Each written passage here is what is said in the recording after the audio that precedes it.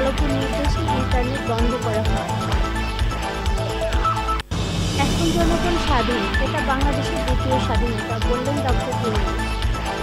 দীর্ঘ ৮ বছর পর মুক্ত হলেন মীর কাসেম আলীর ছেলে ব্যারিস্টার আরমান। শুনছিলেন শিরোনাম, এবার বিস্তারিত। ঝালকাঠি ২ আসনের সংসদ সদস্য আমির হোসেন আমুর বাসভবন থেকে বিদেশি মুদ্রা সহ প্রায় ৫ কোটি টাকা উদ্ধার করেছে সেনাবাহিনী ও পুলিশ। পুলিশ জানায়, সোমবার রাত 12:30টার দিকে ঝালকাঠি শহরের রোনাল্ডসে রোডের আমির হোসেন আমুর বাসভবনে আগুন নেভাতে এসে ফায়ার সার্ভিসের সদস্যরা লাগেজ ভর্তি টাকা ও ডলার দেখতে পান। পরে বিষয়টি সেনাবাহিনী ও পুলিশকে জানালে তারা এসে টাকাগুলো উদ্ধার করে। এলাকাবাসী জানান, শেখ হাসিনা সোমবার দুপুরে দেশ ছাড়ার পর বিকেলে বিক্ষুব্ধ জনতা আমুর ঝালকাঠির বাসভবনে ভাঙচুর চালায় ও অগ্নিসংযোগ করে। পরবর্তীতে ফায়ার সার্ভিস কর্মীরা নিয়ন্ত্রণে আনে আগুন, কিন্তু রাত 12টার দিকে ফের ওই বাসভবনের ৩ তলায় আগুন দেখতে পান স্থানীয়রা। খবর পেয়ে ফায়ার সার্ভিস কর্মীগণ সেখানে এসে আগুন নেভানোর সময় পানি নিলে কয়েকটি পোড়া লাগেজ থেকে টাকার বান্ডিল বেরিয়ে পড়ে। ফায়ার সার্ভিস কর্মীরা বিষয়টি জেলা প্রশাসক ও পুলিশ সুপারকে অবহিত করেন। পরে সেনাবাহিনী ও পুলিশ সদস্যরা এসে ওই টাকার লাগেজগুলো উদ্ধার করেন। এর মধ্যে থেকে তার গণনা করা একটি লাগেজে অক্ষত অবস্থায় ১ কোটি টাকা পান। অপর লাগেজগুলো থেকে গণনা করে আংশিক পোড়া ২ কোটি ৭৭ লক্ষ টাকা উদ্ধার করা হয়। এছাড়া ডলার, ইউরো সহ বিভিন্ন দেশের প্রায় ১ কোটি টাকা মূল্যমানের মুদ্রা পাওয়া যায়। ঝালকাঠি ফায়ার সার্ভিসের স্টেশন মাস্টার মোহাম্মদ শফিকুল ইসলাম বলেন, ভবনটির ৩ তলার কক্ষে অনেকগুলো কম্বলে লাগা আগুন নেভানোর সময় তিনি টাকার বান্ডিল বেরিয়ে আসে। এ সময় কয়েকটি লাগেজেও টাকা পাওয়া যায়। এরপর বিষয়টি জেলা প্রশাসককে জানায়। তারপর বাংলাদেশ সেনাবাহিনী ও পুলিশ এসে টাকাগুলো উদ্ধার করে।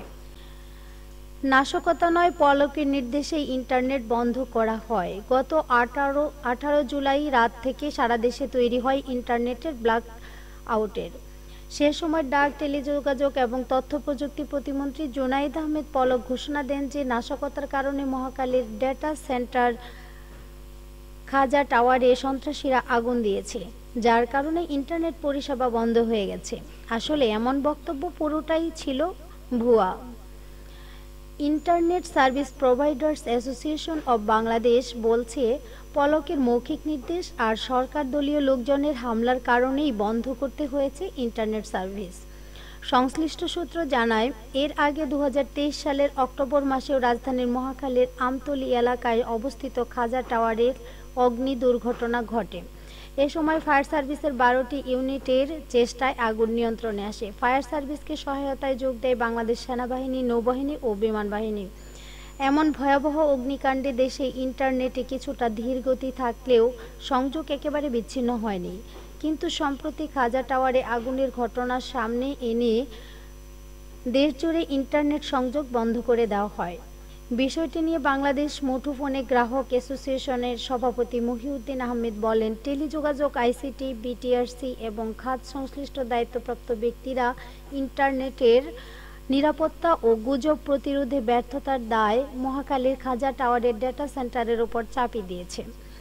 আমরা সরেজমিনে ঘুরে দেখছি, খাজা টাওয়ারের ডেটা সেন্টার ক্ষতিগ্রস্ত হয়নি, অথচ আইএসপিএবি এবং বিটিআরসি ও আইসিটি প্রতিমন্ত্রী বারবার ইন্টারনেট বন্ধের দায় চাপিয়েছেন ডেটা সেন্টারের ওপর। নাম প্রকাশ না করার শর্তে আইএসপিএবির এক নেতা বলেন, 18 জুলাই কোঠা সংস্কার আন্দোলনকে ঘিরে সকাল থেকেই দেশের মোবাইল অপারেটর কোম্পানিকে 3G ও 4G নেটওয়ার্ক বন্ধের মৌখিক নির্দেশনা দেওয়া হয়। পরে বিকেল থেকে আইএসপিদেরও ইন্টারনেট সংযোগ বন্ধের জন্য চাপ শুরু হয়। বিষয়টি নিয়ে করণীয় নির্ধারণের আগেই নিচে আগুন ধরিয়ে কেবল কেটে দেওয়া হয়েছিল। পরবর্তী সময়ে এসব দ্রুতই মেরামত করা হলেও পুনরায় ইন্টারনেট সংযোগ সরকারের নির্দেশ পেলে দিতে হবে এমন নির্দেশনা দেওয়া হয়েছিল। নিরুপায় হয়ে সরকারের নির্দেশনা মানতে হয়েছে।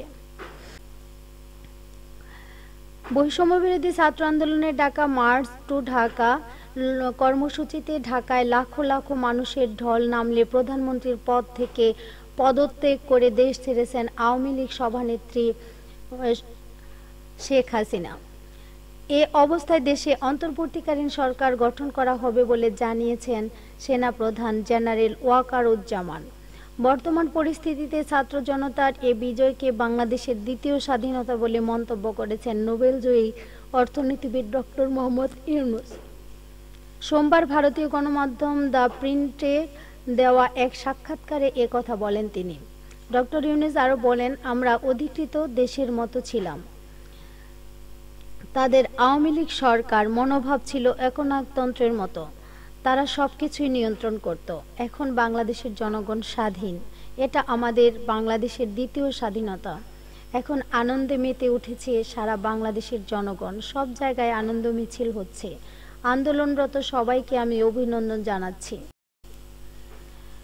দীর্ঘদিন নিখোঁজ থাকার পর খোঁজ মিলেছে মীর কাসেম আলীর ছেলে ব্যারিস্টার আরমানের। গতকাল সোমবার মধ্যরাতে তিনি মুক্ত হন। ব্যারিস্টার আরমানের পরিবার সামাজিক যোগাযোগ মাধ্যমে তার মুক্তির বিষয়টি নিশ্চিত করেছেন। 2016 সালের 9ই আগস্ট ব্যারিস্টার আহমদ বিন কাসেম আরমানকে নিজ বাসা থেকে ধরে নিয়ে যায় আইনশৃঙ্খলা রক্ষাকারী বাহিনীর সদস্যরা। ঢাকা ক্যান্টনমেন্ট এলাকায় মিরপুর ডিওএইচএস এর 11 নম্বর সেকশনের 7 নম্বর রোডের 534 নম্বর বাড়ির দোতলায় থাকতেন তিনি। এই বাসা থেকে 2 শিশু সন্তান, স্ত্রী ও বোনের সামনে থেকে ধরে নিয়ে যাওয়া হয়েছিল তাকে। তারপর আনুষ্ঠানিকভাবে তার হদিস পাওয়া যায়নি।